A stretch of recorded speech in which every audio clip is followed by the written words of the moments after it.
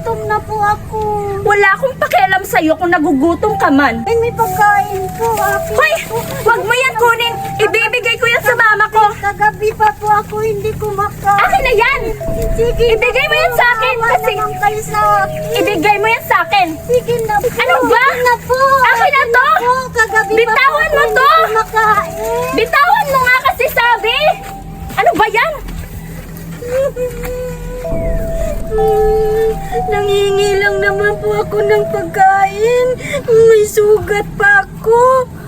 Makaganti din ako sa'yo. Balang araw. Nakakainis naman yung pulubi na yun. Hinila-hila pa niya yung pagkain ko. Pera? Ano sabi niya? Pera? Manghihingi siya ng pera? Hindi na lang siya naghanap buhay.